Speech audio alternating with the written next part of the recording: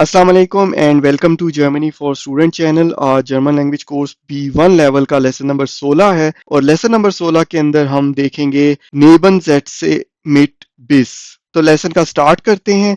सबसे पहले हम देखते हैं कि बिस एक्चुअली है क्या। बिस जर्मन लैंग्वेज में मुख्तलिफ मीनिंग्स के अंदर इस्तेमाल होती है और मुख्तलिफ ओकेजन्स के ऊपर इस्तेमाल हो सकती है। ये एक प्रपोजिशन भी है। अगर ये प्रपोजिशन के तौर पे इस्तेमाल होती है तो ये एक डाटिव प्रपोजिशन है, लेकिन आज हम इसका इस्तेमाल डाटिव प्रपोजिशन के तौर पे नहीं देखेंगे बल्कि हम देखेंगे कि बिस को हम किस तरह से कंजंक्शन के तौर पर इस्तेमाल कर सकते हैं और अगर हम इसको कंजंक्शन के तौर पे इस्तेमाल करते हैं तो इसका क्या मतलब होता है और किन सिचुएशंस के अंदर हम इसको इस्तेमाल कर सकते हैं। हमें पता है कि जब भी हमें कंजंक्शन का इस्तेमाल करना होता है तो हमें दो जुमलों की जरूरत होती है। एक जुमला कहलाता है हाउप्टज़ाट्स और एक कहलाता है नेबनज़ाट्स। तो बिस को भी जब हमने कंजंक्शन के तौर पे इस्तेमाल करना होता है तो हम नेबनज़ाट्स और हाउप्टज़ाट्स के साथ इसको इस्तेमाल करते हैं। अब हम देखते हैं कि हम इसको इस्तेमाल किस सिचुएशन के अंदर कर सकते हैं, किस तरह के जुमलों के अंदर इस्तेमाल कर सकते हैं। बिस का इस्तेमाल उन मौकों के ऊपर होता है जब हमारे पास हाउप्टज़ाट्स के अंदर एक सेंटेंस हो, उस सेंटेंस के अंदर एक एक्शन परफॉर्म हो रहा हो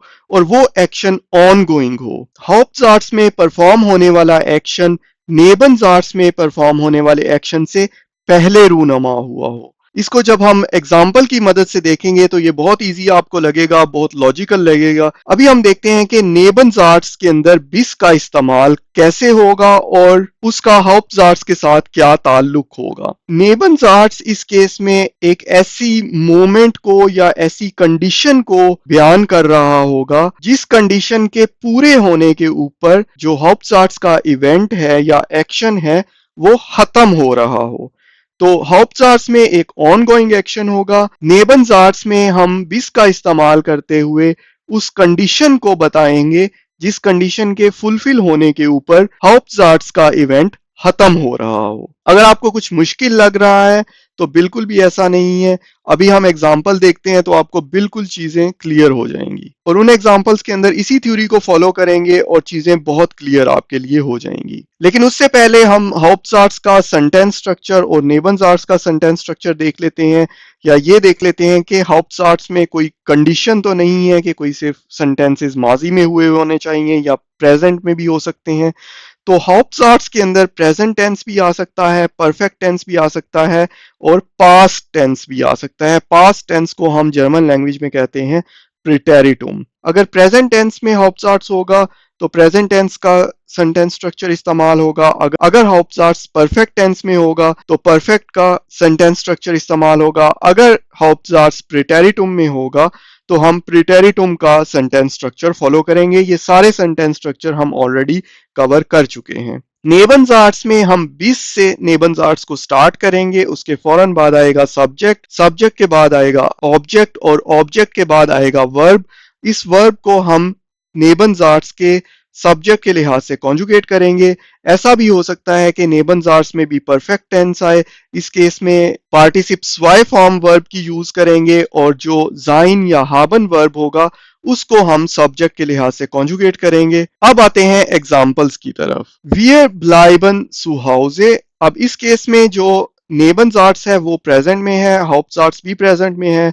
Wir bleiben zu Hause, हम घर पर रुकते हैं। Das Gewitter ist vorbei, ये जो है ये नेबनज़ाट्स है। अब हाउप्टज़ाट्स में हम ऑन गोइंग एक्शन को या इवेंट को बयान कर रहे हैं कि हम घर पे रुके हुए हैं और जो नेबनज़ाट्स है उसमें हमने उस कंडीशन को बताना है जिसके पूरा होने के ऊपर हाउप्टज़ाट्स का जो इवेंट है वो खत्म हो जाएगा। तो उसके लिए हम बिस का इस्तेमाल करते हैं। हाउप्टज़ाट्स एज इट इज आएगा, Wir bleiben zu Hause, हम घर पर रुके हुए हैं। Bis das Gewitter vorbei ist, जब तक तूफान खत्म नहीं हो जाता या थम नहीं जाता। अब 20 जो है वो जब तक के मैनी के अंदर इस्तेमाल होगा। हम घर पर रुके हुए हैं कब तक? जब तक तूफान खत्म नहीं हो जाता। तो ये बहुत ही लॉजिकल सेंटेंस है। Wir bleiben zu Hause bis das Gewitter vorbei ist Urdu के अंदर भी हम इस्तेमाल करते हैं, हम घर पर रुकते हैं जब तक तूफान थम नहीं जाता। तो घर पर तब तक रुकेंगे जब तक कंडीशन नेबन्स आर्ट्स के अंदर जो बयान की हुई है वो फुलफिल नहीं हो जाती। उस कंडीशन का फुलफिल होने का मतलब ये है कि वो तूफान थम जाता है। नेक्स्ट एग्जांपल देखते हैं।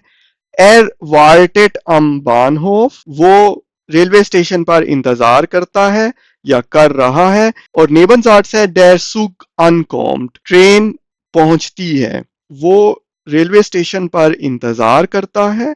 ये एक ऑन गोइंग इवेंट है, वो इंतजार करता आ रहा है। और कब तक इंतजार करता रहेगा? बिस डेर सुग अनकॉम्ड, जब तक ट्रेन आ नहीं जाती। ट्रेन आने की जो कंडीशन है वो फुलफिल होगी नेबन्स आर्ट्स के अंदर, तो हाउप्ट्स आर्ट्स के अंदर जो ऑन गोइंग इवेंट है वो खत्म हो जाएगा। ऑन गोइंग इवेंट क्या है? वो इंतजार कर रहा है। उसका इंतजार कब खत्म होगा? जब नेबन्स आर्ट्स की कंडीशन फुलफिल होगी। और नेबन्स आर्ट्स की कंडीशन फुलफिल का मतलब क्या है?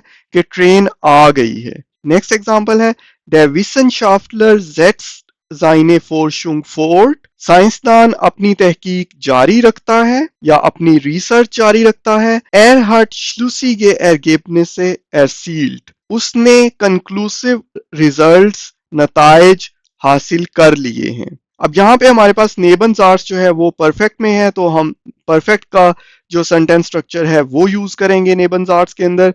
पहले हम इन दोनों जुमलों को कंबाइन करते हैं बिस की कंजंक्शन के साथ। तो हाउप्ट्स एज इट इज आ जाएगा।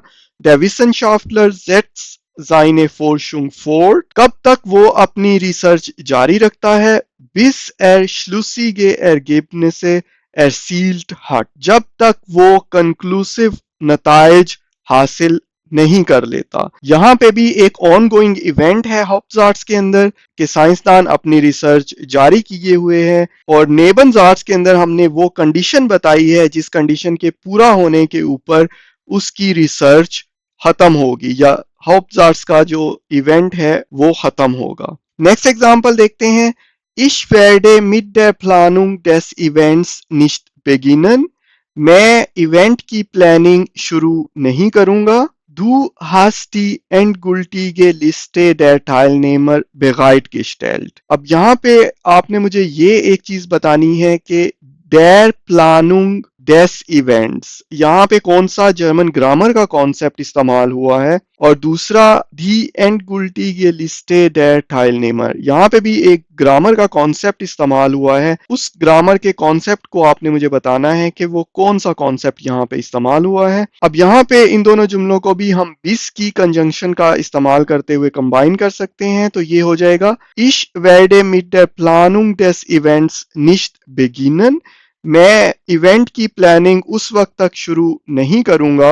bis du die endgültige Liste der Teilnehmer bereitgestellt hast, जब तक तुम मुझे पार्टिसिपेंट्स की फाइनल लिस्ट मुहैया नहीं करते। तो ये थी कुछ एग्जाम्पल्स जो बिस के कॉन्सेप्ट को एज अ कंजंक्शन के तौर पे इस्तेमाल करने के लिए मैंने सेलेक्ट की थी। आई होप कि आपको ये एग्जाम्पल्स की मदद से बिस का इस्तेमाल क्लियर हो गया होगा। अब आते हैं होमवर्क की तरफ। होमवर्क में हर दफा की तरह यहाँ पे भी दो एग्जाम्पल्स हैं। Ich lese das Buch, मैं किताब पढ़ता हूँ। Ich habe es komplett verstanden, बिस का इस्तेमाल करते हुए आपने हाउप्ट्स आर्ट्स और नेबन्स आर्ट्स को कंबाइन करना है।